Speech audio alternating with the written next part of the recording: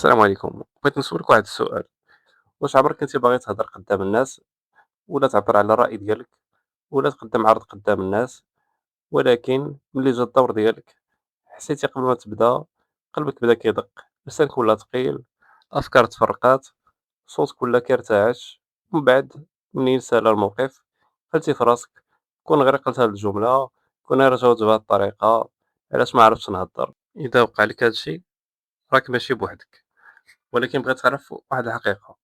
الناس اللي كيهضروا بثقة ما تزادوش هكا، تعلموا، غلطوا وكرروا، حتى ولا الكلام ديالهم قوي وواضح.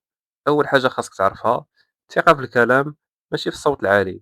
كاينين ناس كيغوتوا بزاف ولكن ما عندهمش حضور، وكاينين ناس كيهضروا بهدوء ولكن أول ما كيبداو يهضروا الناس كاملين كيسكتوا وكيتصنتوا ليهم. علاش؟ حيت الثقة ما كتخرجش من الصوت، كتخرج من الداخل. أول نصيحة، هضر بشوية. بزاف ديال الناس ملي كيتقلقوا كيبداو يهضروا بسرعة، بحال إلا باغيين يساليو الهضرة، ولكن السر هو العكس.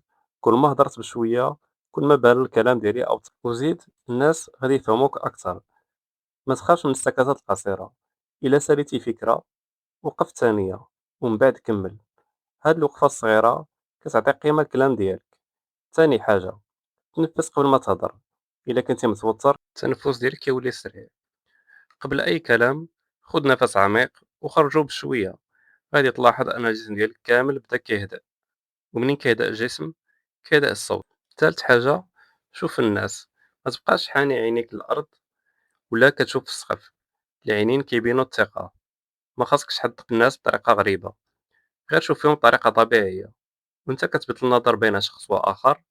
هاد الحركة البسيطة كتخلي الناس يحسوا بأنك حاضر وواثق. رابع حاجة، ما تعتذرش على أي حاجة. كاينين ناس كيبداو الجملة ديالهم اسمح ليا، يمكن نكون أنا غلط، ماشي خبير، ولكن علاش كتنقص من القيمة ديال الكلام ديالك قبل حتى ما تبدا.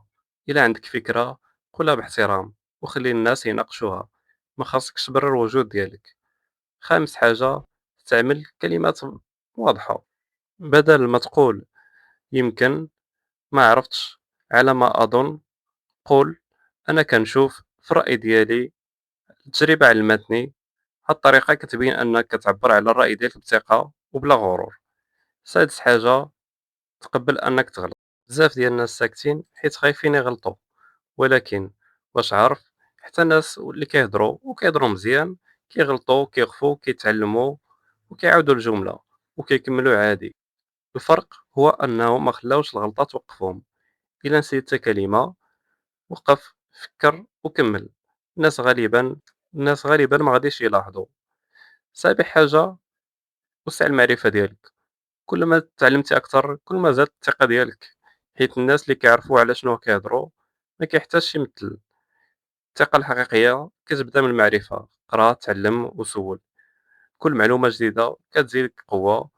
ثامن حاجة، دير التمارين. واش كتظن أن لاعب الكرة كيولي محترف غير بالفرجة؟ لا، كيتمرن كل نهار. وحتى نتا إلا بغيتي تهضر بثقة خاصك تمرن. وقف قدام مرايا، هضر، سجل الصوت ديالك، صور فيديو، عاود شوفو وصح الأخطاء ديالك. مع الوقت غادي تستغرب من التطور ديالك. تاسع حاجة، استعمل لغة الجسد. وقف مستقيم، ارفع راسك، ما تبقاش كتحرك يديك بعصبية ولا كتلعب بالمفاتيح. خلي الحركات ديالك هادئة، حيت الجسم كيهضر قبل اللسان. الناس كيحكموا عليك من الطريقة اللي واقف بها قبل ما يسمعوا لأول كلمة. وعشر حاجة، ما تحاولش تبان كامل، كون طبيعي. الناس ما كيقلبوش على الإنسان الكامل، كيقلبوا على الإنسان الصادق. إلا كنتي كتكلم من قلبك وباحترام الناس غادي يحترموك حتى إلا ما اتفقوش معاك. بغيت نعطيك واحد التحدي بسيط.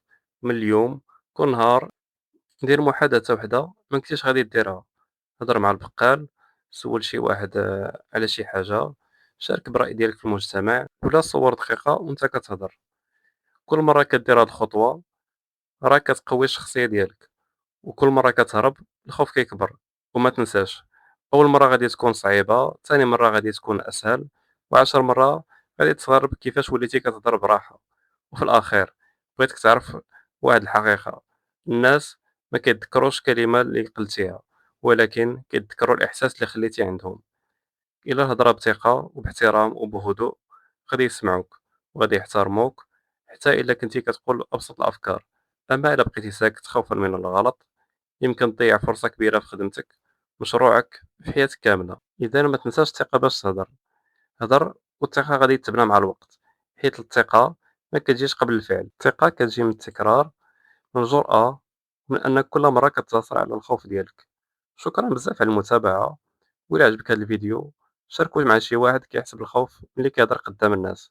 وما تنساش صوتك عنده قيمة ورأيك يستحق يتسمع، ولكن خاصك انت الأول تآمن براسك وما تخليش خوف يسكتك.